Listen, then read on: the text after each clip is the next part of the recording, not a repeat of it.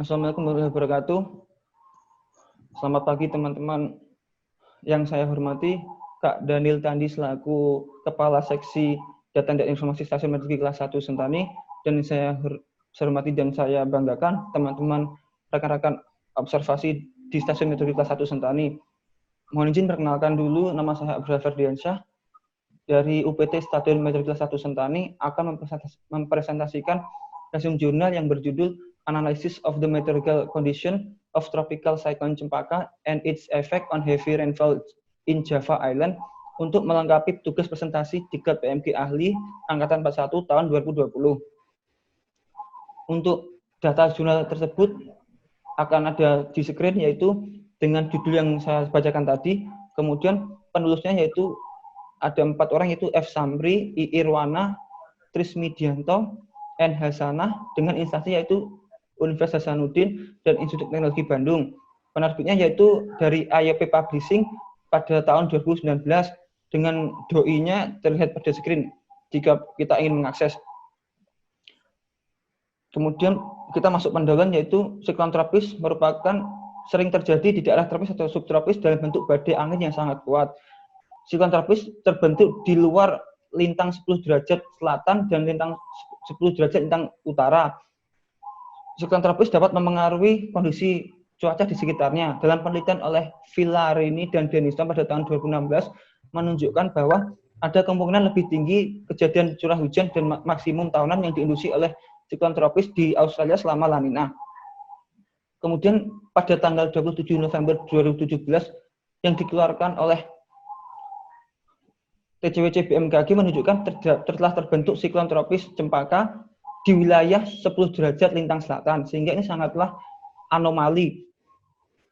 Peneliti ini bertujuan untuk menganalisis kondisi meteorologi selama peristiwa siklon tropis Cempaka dan pengaruhnya terhadap curah hujan di Pulau Jawa khususnya. Kemudian data yang digunakan yaitu data brightness temperatur atau TBB dari satelit Himawari 8 dengan resolusi horizontal 0,05 derajat dikali 0,05 derajat dan resolusi temporal 1 jam pada kanal inframerah. Data estimasi curah hujan dari satelit GSMAP Near Time atau NRT, kemudian data parameter meteorologi dan lingkungan yaitu seperti angin, kelembapan relatif, suhu, kecepatan vertikal divergensi konvektivitas, dan tinggi geopotensial dari web ECMBF. Kemudian metode yang digunakan yaitu 1. Menganalisis perkembangan siklon tropis itu sendiri, kemudian menganalisis parameter meteorologi secara spasial, dan yang ketiga melihat pengaruh curah hujan akibat siklon tropis Cempaka dari satelit GSMAP. Ini kita masuk hasil dan diskusi, yaitu ini merupakan gambar yang pertama hasil distribusi horizontal TBB pada tanggal 26 hingga 28 November 2017, di mana terlihat bahwa sudah terlihat pada tanggal 26 pukul 9 local time awan-awan yang akan membentuk siklon tropis sudah mulai terbentuk, dan pada jam 21 terlihat bahwa terbentuklah MCC di wilayah tersebut. Ini MCC ini sesuai dengan kriteria dari MEDOC.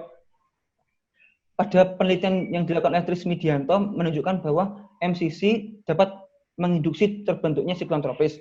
Kemudian pada tanggal 27 terlihat bahwa semakin awan-awan konvektif ini semakin menggabung, sehingga pada pukul 19 local time yang ditunjukkan oleh gambar yang baris kedua pada jam 19 local time ini telah terbentuk siklon tropis Cempaka.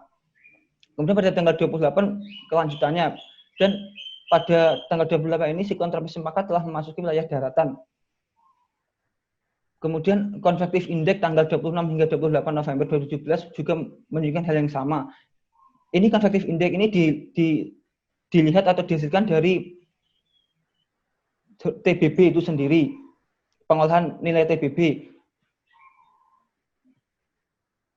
Kemudian hasil yang kedua yaitu nilai divergensi tinggi geopotensial dan vektor angin, di mana divergensi dilihatkan oleh degradasi warna, tinggi geopotensial oleh kontur, dan vektor angin terlihat pada vektor angin pada tanggal 23 hingga tanggal 28 November 2017, di mana terlihat pada tanggal 23 ini sudah ada bibit-bibit siklon. Dan dari vektor angin tersebut semakin kencang mengindikasikan bahwa terjadi low level jet yang dapat mempengaruhi pertumbuhan siklon tropis itu sendiri. dari Samudra Hindia dan pantai barat Sumatera menuju ke wilayah selatan Pulau Jawa. Dari analisis divergensi dan vertical velocity pada tanggal 25 hingga 28 November 2017 yang ditunjukkan oleh gambar di bawahnya pada lapisan 850 hektopascal dan 200 hektopascal menunjukkan bahwa nilai yang negatif baik divergensi dan vertical velocity mengindikasikan bahwa terjadinya pengangkatan massa udara. Ini menunjukkan bahwa potensi pertumbuhan siklon itu sangat kuat.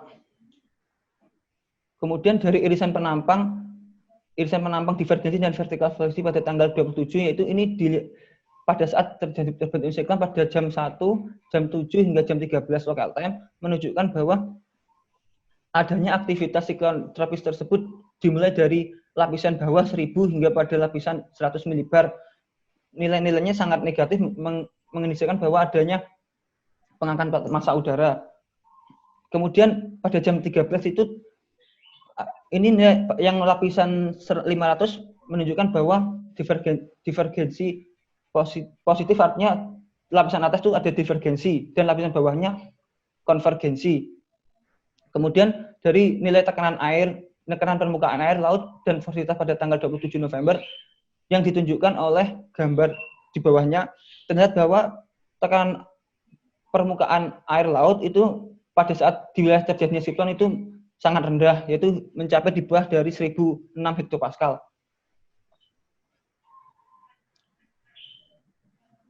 Kemudian yaitu distribusi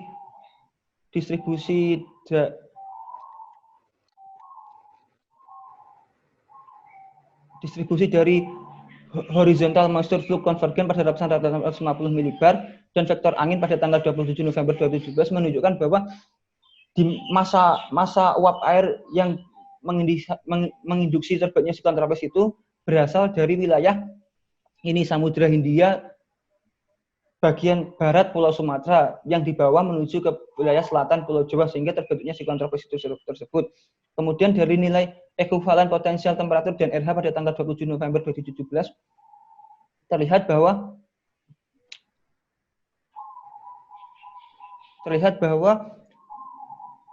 nilai RH-nya sangat tinggi, berarti wilayah tersebut sangat lembab sehingga mendukung proses terbentuknya siklon tropis itu. Kemudian ini merupakan distribusi curah hujan tanggal 26 November hingga tanggal 28 November 2017 dari satelit GSMAP yang telah dipetakan melalui aplikasi GRADS. Terlihat bahwa awan-awan tersebut sangat mengandung uap air yang sangat tinggi. Pada tanggal 26 hingga tanggal 28 November itu sendiri, terlihat bahwa awan-awan tersebut berada di selatan wilayah Jawa dan kemudian pada tanggal 27 pada saat terbentuk siklon tropis hasilnya sangat tinggi yaitu hingga mencapai 25 mm per hari di wilayah pusat siklon itu tersebut. Kemudian pada tanggal 28 itu awannya telah menyebar hingga mencapai daratan wilayah Jawa khususnya di wilayah Yogyakarta. Kemudian gambar yang di bawahnya yaitu merupakan gambar grafik curah hujan di beberapa lokasi yang telah dipetakan oleh penulis, di antaranya Pacitan, Cilacap, Sidoarjo, Tulungagung, Sukabumi, Wonogiri, Yogyakarta untuk mengetahui seberapa besar pengaruh dari siklon tropis itu tersebut terhadap kondisi curah hujan di wilayah tersebut. Dari grafik kita bisa membaca bahwa paling tinggi yaitu terdapat di wilayah Pacitan dengan nilai yaitu 22,9 atau 23 mm per jam pada tanggal 28 November pukul 1 local time.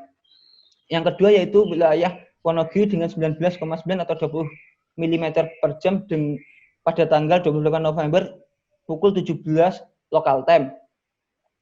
Itu sendiri terdapat dua wilayah yang sangat tinggi.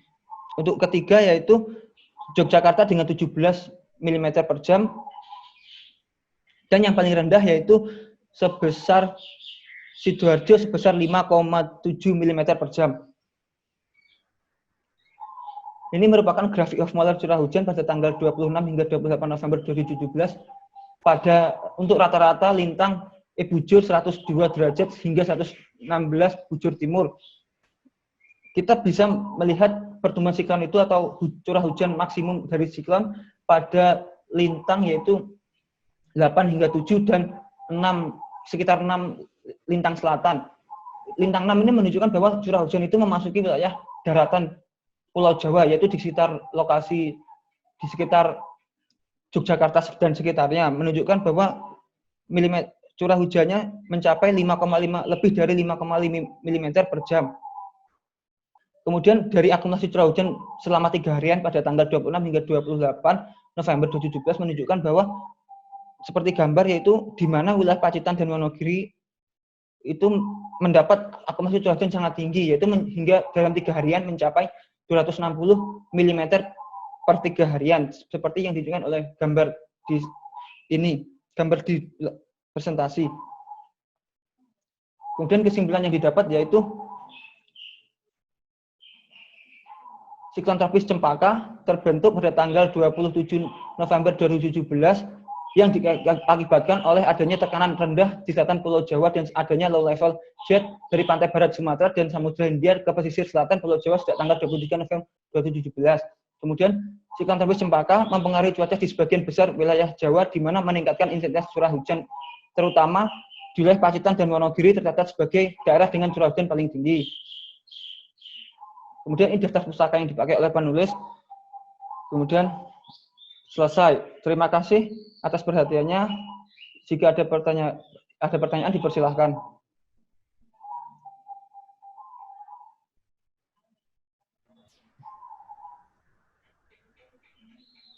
Izin yang bagi yang bertanya dipersilahkan. Silakan Pak Kasih. Kalau ada pertanyaan.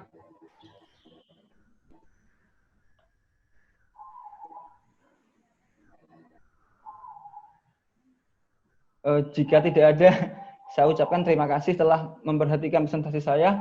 Semoga ilmunya. Madam mau bertanya.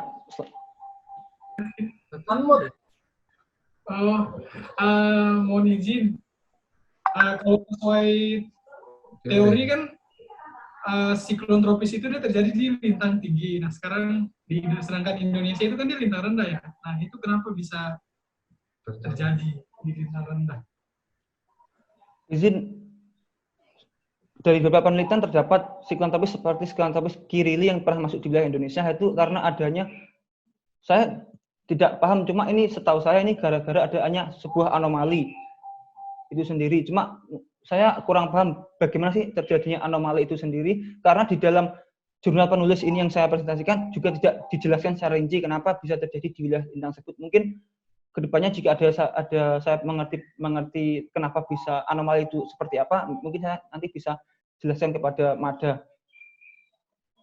Atau mungkin Kak Daniel bisa sebagai kasih bisa menambahi, saya persilahkan.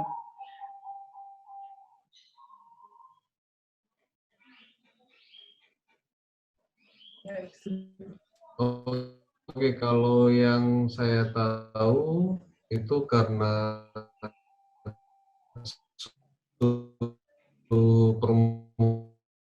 di selatan Jawa pada kasus ini itu suhu permukaannya terlalu tinggi.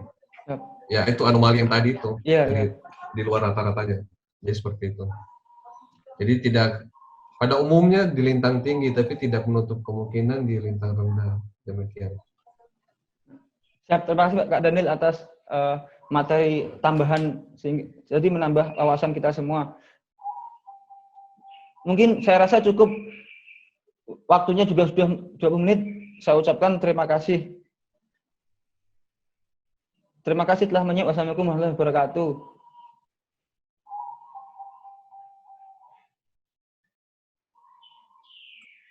Waalaikumsalam.